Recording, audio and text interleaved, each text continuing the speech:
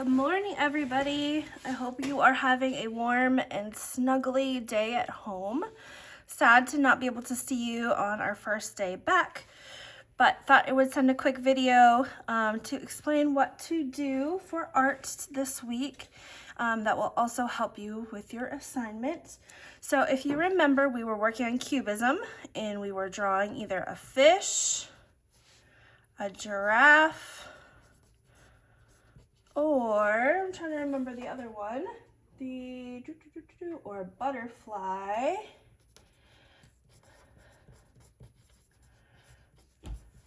Okay, so remember we drew it in multiple angles. So if you do not have your drawings from last time, they should be in your sketchbook, or maybe you did them in a separate piece of paper. We may have left them in class, so you might have to redo them, but that's okay. It's a good exercise in drawing.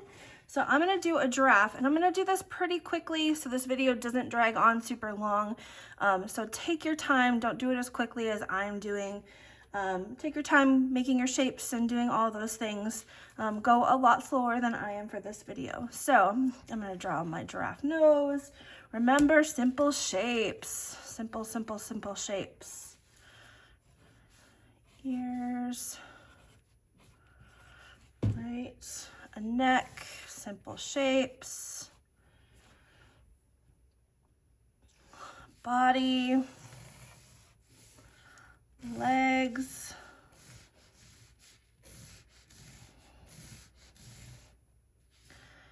a tail,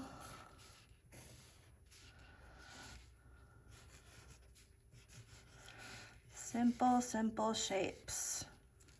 All right.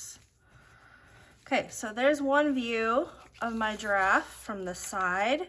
Remember, we did a front, a back, a side, and then an alternate viewpoint, which could be from the bottom, it could be from over here, it could be from the top down, like you're looking at the giraffe from an airplane. All right, so I'm gonna do one more view, and I'm gonna do it from, let's see, the back. So if I'm looking at a giraffe from the back, I probably am only gonna be able to see this, his little tail. All right, probably a leg, another leg, another leg, another leg. His neck, probably part of his body, actually, part of his body.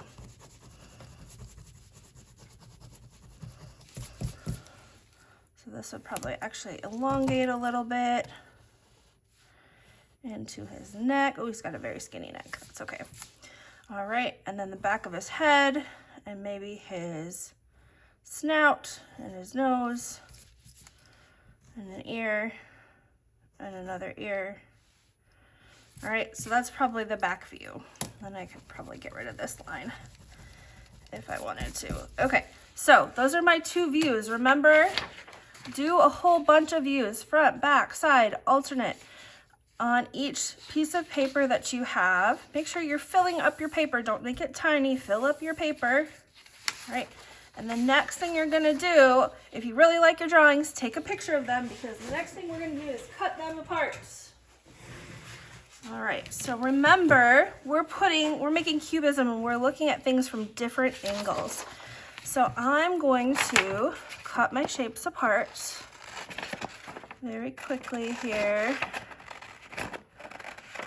Remember, take your time when you're doing this. Don't do it as quickly as I am for this video.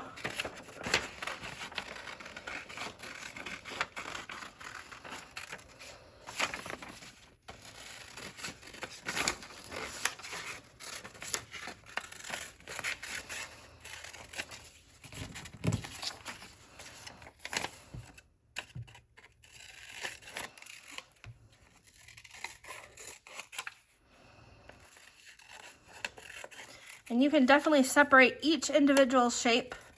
I'm going to combine some of them just for the sake of time here to show you what to do.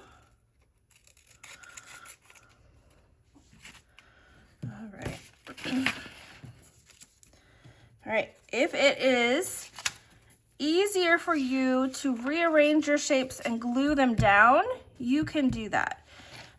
If you want a nice, flat, clean surface to work on later, we can always photocopy it so that you can work on it. Or I would prefer that you trace your pieces. So let me cut the other view out. Remember, you can use all of these different pieces in your work. Okay, and if you've got something that overlaps, it's okay. Cut it however you would like.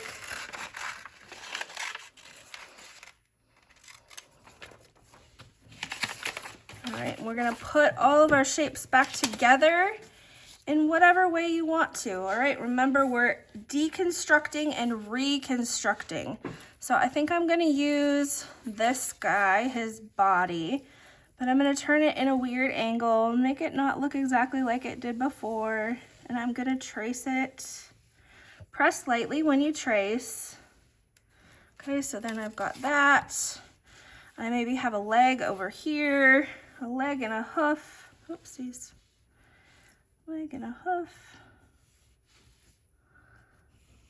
Like that. And maybe I'll put another one here.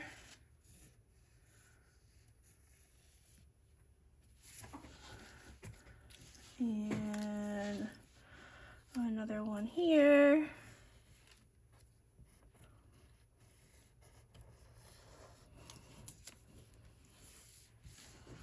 And you can also reuse shapes. So if you used it more than once, that's okay. You can use it again. Think about how or where you would put it. Maybe you can overlap something. How can you use it? We're deconstructing and reconstructing. All right, and then of course we need some sort of head. I'm gonna cut my head out.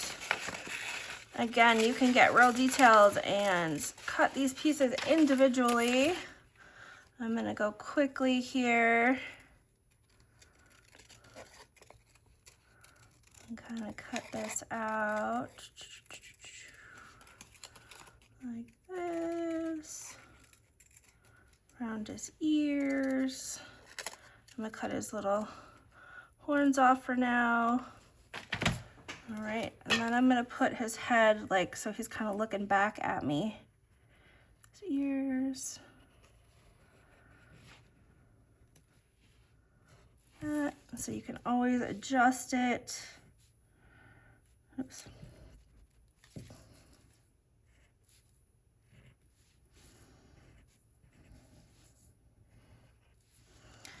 Like that.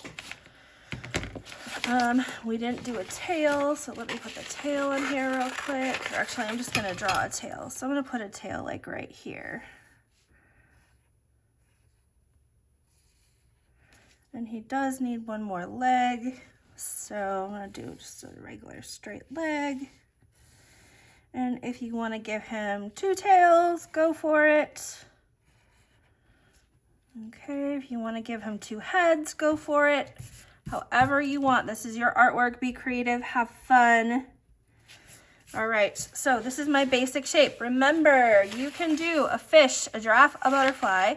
Before you do this part, you're gonna draw the front, the back, the side, and an alternative view of your animal.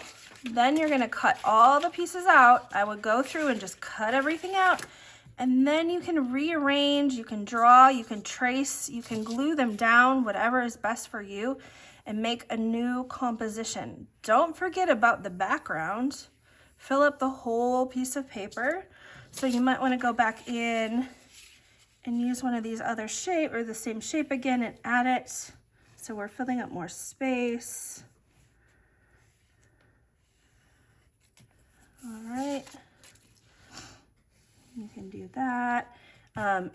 As we get farther, we could probably put patterns in the background, okay? But just don't forget that you do have a background area to fill up. We want to use the whole space. All right, so once you have this done, then I want to, if you have a Sharpie at home or a black pen, Either one will work great. I want you to go over your drawing with a black pen. Let's see what I've got here. I've got a Sharpie. So again, doing this really quickly, I'm gonna go over my shapes. Think about what shapes you want to start and stop where. So if you don't want some of those overlapping lines, you don't have to have them. Okay, so I'm gonna go over the whole thing with a Sharpie. And then the next thing I'm gonna do, if I have a black pen or something smaller, or if you just have a Sharpie, that's fine too. I'm gonna start making lines and patterns within my animal. All right, so I'm gonna do the typical giraffe square and just add squares everywhere.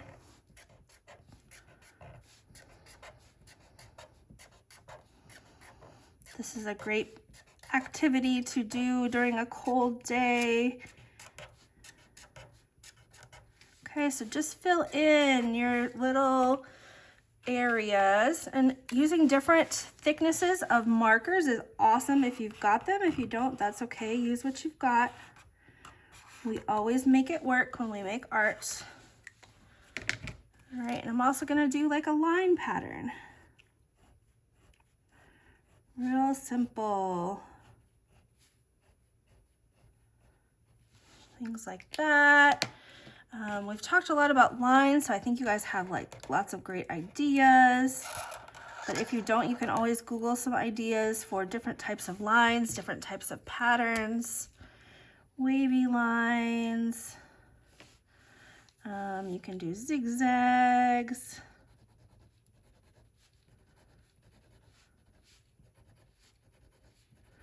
All over the place. So you're going to work on filling this all in with black and doing outlines.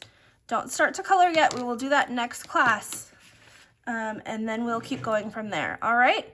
Have a good rest of your day, and I can't wait to see you next week. Don't forget to bring your artwork with you, and we will see you then. All right, one more time, just to remember, fish, giraffe, or butterfly, 4 different views: front, back, side, and an alternative view.